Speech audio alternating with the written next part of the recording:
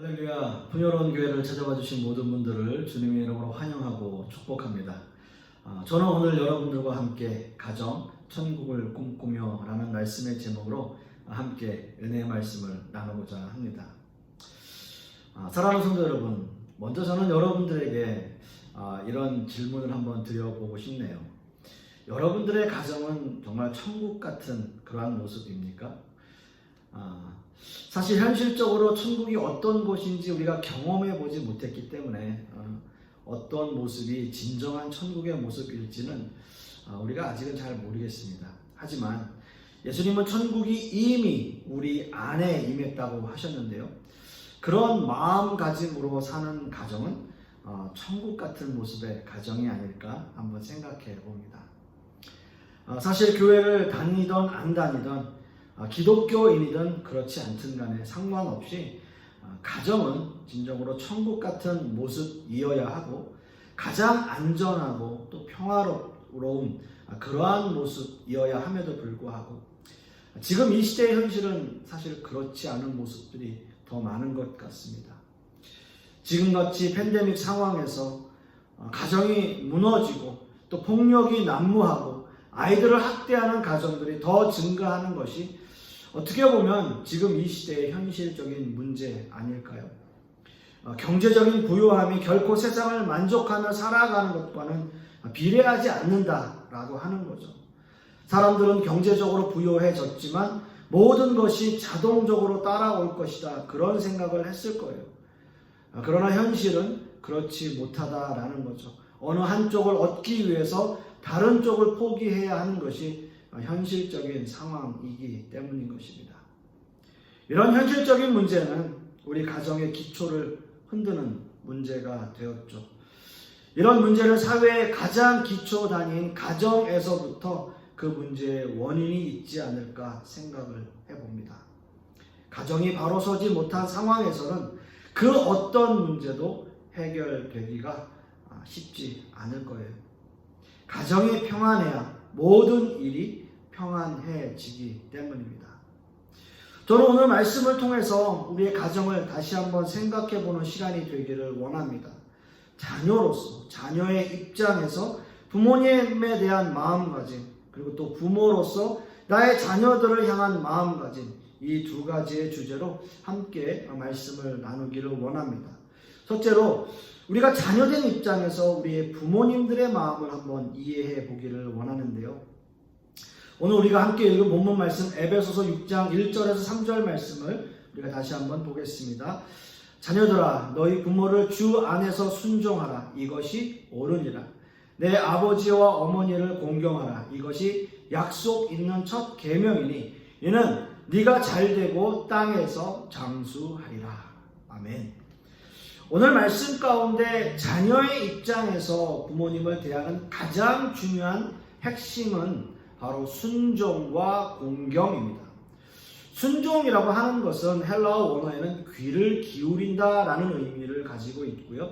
또 자녀로서 부모님의 말씀에 귀를 기울여야 한다라는 것은 너무나 당연한 말씀일 겁니다. 부모님의 말씀에 귀를 기울이고 그 말씀에 순종하는 그러한 마음을 갖는다는 거죠. 바울 사도는 먼저 자녀들이 부모님께 해야 할 일이 순종이라고 말하고 있어요. 그리고 그 말씀의 서두에 주 안에서라고 강조하고 있습니다. 주 안에서 순종하라는 거죠. 이 말씀은 부모님께 순종하는 것이 주님께 하듯 하라라고 하는 말씀이에요. 우리가 주님의 말씀에 귀를 기울이는 것과 같이 부모님께도 이렇게 주님께 하듯 주님의 말씀에 귀를 기울이듯 그 말씀에 귀를 기울이는 그러한 마음을 가지라라는 거죠. 그리고 바울 사도는 부모님을 공경하는 것이 바로 첫 계명이다라는 말씀을 하셨습니다. 여기서 첫 계명이다라고 하는 것은 이 말씀의 계명이 첫 번째 계명이다라고 하는 것을 의미하는 것이 아니라 이 말씀이 첫 계명이라고 하는 것은 가장 중요하다 또는 으뜸이 된다라는 의미예요. 그리고 이 계명에는 분명한 약속이 있어요. 그 약속은 3절 말씀에 장수의 약속을 하고 있습니다. 장수, 오래 산다는 거죠. 3절의 말씀에 이는 네가 잘되고 땅에서 장수하리라 라고 말씀하고 있습니다. 여러분, 이 말씀은 신명기 5장 16절의 말씀을 인용하고 있는데요. 너는 너의 하나님 여호와의 명한 대로 내 부모를 공경하라. 그리하면 너의 하나님 여호와가 내게 준 땅에서 내가 생명이 길고 복을 누리리라 라고 말씀하고 있습니다. 신명기의 말씀 속에서 땅은 앞으로 들어갈 가나안 땅을 의미하고 있는데요. 이 가나안 땅은 그들의 어떤 영원한 본향인 거예요. 하나님을 믿고 따르는 모든 백성들이 들어가는 곳, 그것이 바로 가나안 땅이고 그것이 영원한 본향입니다. 이 말씀은 신약 시대에 예수님을 믿고 따르는 모든 백성들의 삶 속에 하나님의 나라가 임한다라는 것을 의미하고 있는 거죠. 하나님은 부모님을 공경하는 자녀들에게 하나님의 나라에서 영생의 축복을 누리는 그 모든 것들, 그러니까 물질의 축복과 건강과 모든 것들을 허락하고 계시다라는 거예요. 즉, 이 세상에서의 축복의 비결은 이 세상에서 부모님을 공경하며 사는 것을 의미하고 있습니다. 그것이 바로 이 땅에서 잘 되는 것이고, 또한 앞으로 하나님의 나라에 임할 때도 그 모든 것들이 다 적용된다라고 하는 거죠. 신명기의 말씀에는 부모님을 공경하는 것이 하나님의 명령이라고 말씀하고 있습니다. 히브리어 말씀에서 공경이라고 하는 의미는 무겁다라는 뜻을 가지고 있어요. 즉, 이 말씀은 부모님을 공경하는 것에 큰 비중을 두어야 한다라는 말씀을 의미하고 있습니다. 신명기의 말씀이 주어질 때도 이 말씀의 의미에는 사회의 가장 기초 단위인 가정에 중점을 두고 말을 한 것입니다. 그 당시에도 가장 기본적인 사회 단위였고 그 기초인 가정이 깨어진다면 그 파장이 사회에도 영향을 미치기 때문에 이 말씀을 아주 엄중하게 말씀하고 있는 겁니다. 그리고 가정에서 부모님께 공경하는 것은 하나님을 섬기는 것을 배우는 가장 훌륭한 모범 답안이 되었던 겁니다. 자신을 낳아주신 부모님을 공경하지 않고 어떻게 하나님을 공경할 수 있겠습니까, 여러분? 사랑하는 성도 여러분들은 과연 어떠세요? 여러분 연세가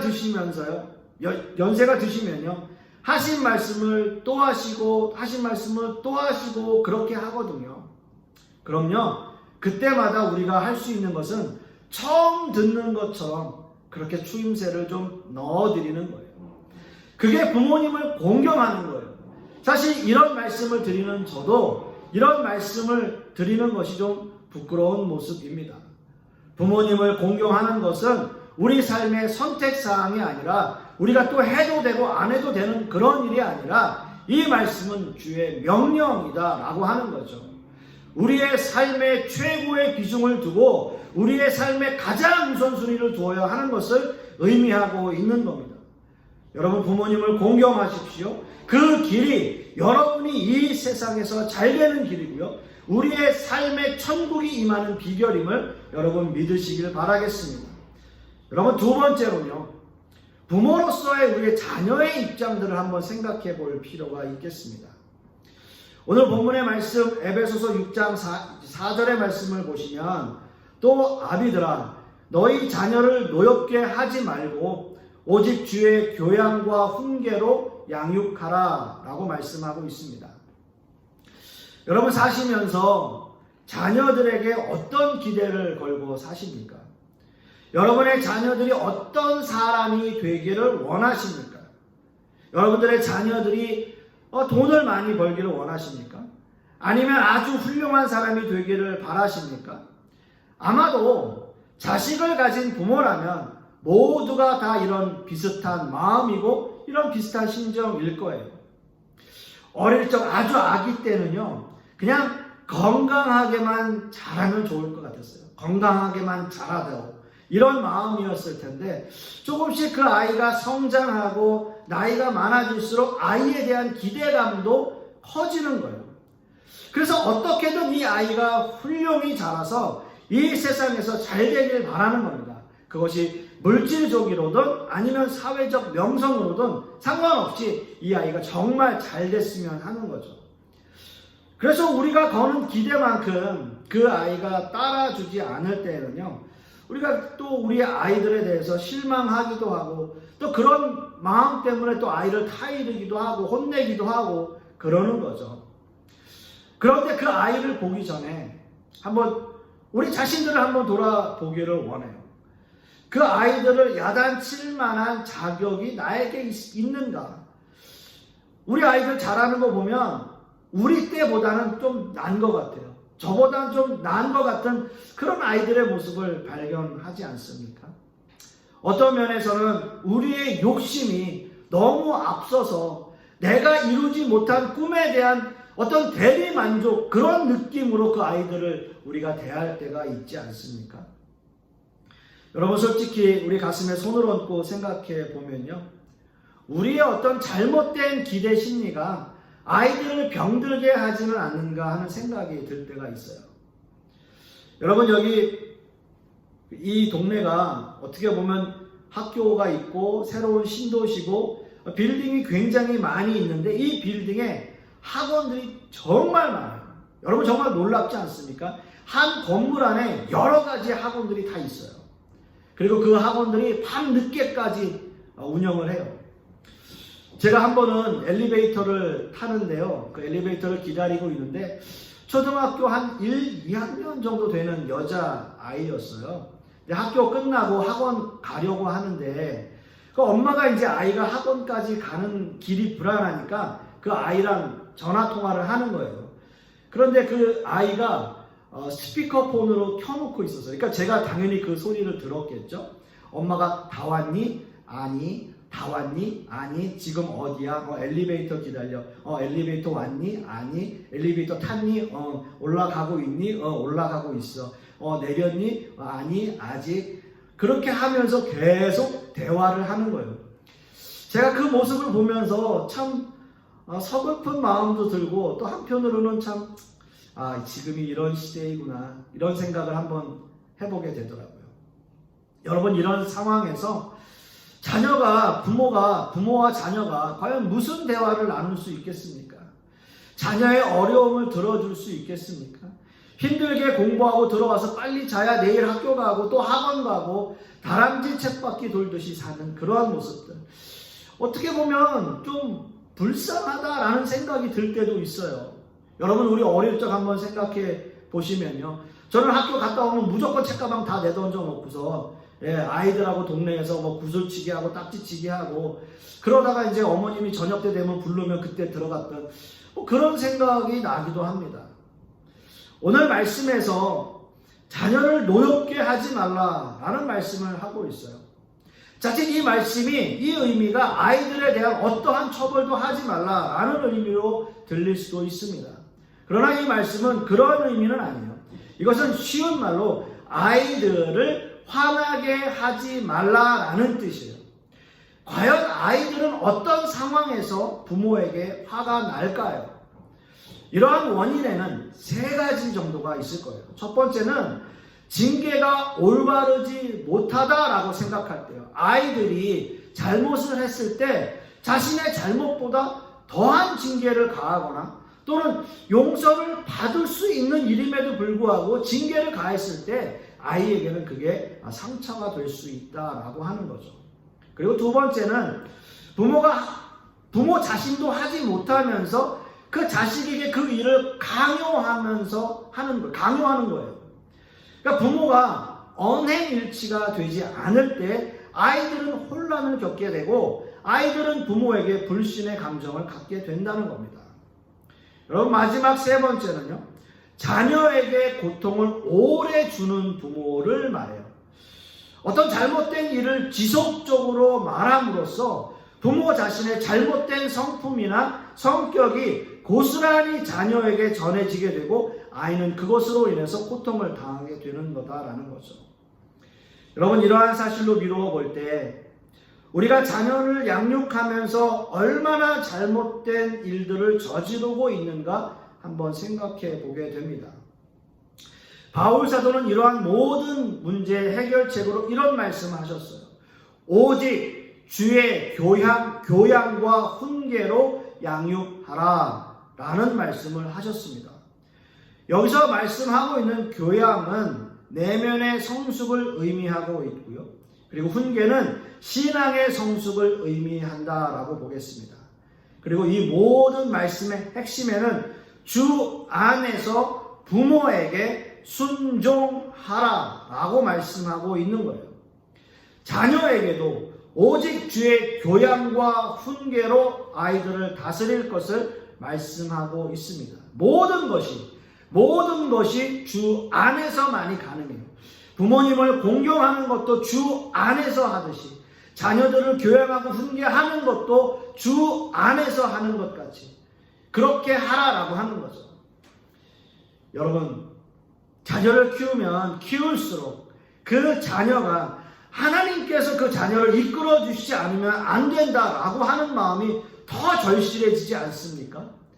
그리고 부모와 자녀 사이의 모든 일이 결국은 다 내가 원인이다라는 생각이 들지 않습니까? 나는 아이를 위하고 생각하는 일에서 아이에게 했다라고 하더라도 그 아이가 상처가 되고 또 하기 싫은 일을 억지로 하게 만드는 그러한 일은 혹시 아닌가라는 생각도 들어요. 아무리 좋은 의도였다고 하더라도 그 일로 하여금 그 아이에게 상처가 남지 않게 하는 거 굉장히 중요하다라고 하는 거죠. 사랑하는 성도 여러분, 하나님께서 우리에게 맡겨주신 우리의 자녀, 이 자녀를 이 세상에서 양육하는 일은 결코 쉬운 일은 아닐 것입니다. 다시 우리의 삶을 뒤돌아보면 우리의 부모님도 우리 때문에 애를 많이 태우셨겠구나 라고 하는 생각이 밀려올 때가 있어요. 우리의 가정이 천국의 모습이 되는 것이 결코 쉬운 일은 아닐 것입니다. 그러나 한 가지 제가 말씀을 준비하면서 느낀 것은 내가 먼저 변하는 모습을 보이는 거예요. 자녀로서 부모님에게 대하는 모습도 내가 변하고 또 부모님을 주 안에서 공경하는 모습을 보여야 하고요. 또 자녀를 대하는 입장에서도 주 안에서 내가 먼저 변하는 거예요. 완전한 천국의 삶을 이 세상에서 살아가기는 어렵습니다. 그것은 불가능한 일이기도 하고요. 그러나 가정이 가장 안전하고 가장 평화롭고 영원한 내 편이 되는 가정이 되도록 노력하는 것, 그것이 우리에게 너무나 중요한 일일 것입니다. 사랑하는 성도 여러분, 가정의 달을 맞이해서 우리 모두는 정말 가장 아름다운 천국의 모습을 갖는 그러한 여러분들의 가정이 되실 수 있기를 간절히 소망하겠습니다. 기도하겠습니다. 사랑의 하나님, 감사합니다. 우리의 가정이 가장 평화롭고 가장 안전하고 또 영원한 내 편이 될 수 있는 그러한 가정, 그러한 천국 같은 가정을 꿈꾸며 우리는 이 세상을 살아갑니다. 그러나 이 세상 살아가면서 참 힘들고 어려운 세상 속에 살아가고 있고 우리의 마음처럼 그렇게 되지 않음을 고백합니다. 그러나 중요한 것은 그러한 천국 같은 가정을 이루기 위해 꿈꾸며 노력하는 모습으로 살아가는 우리들의 모습 되게 하여 주시옵소서. 그리하여 부모님을 공경하고 또 자녀를 사랑으로 대하며 또 그들을 위해서 늘 기도로 힘쓰는 그러한 부모의 모습이 될 수 있도록 주님께서 역사하여 주시옵소서.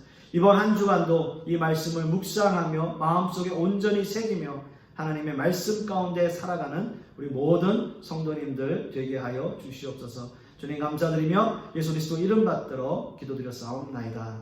아멘.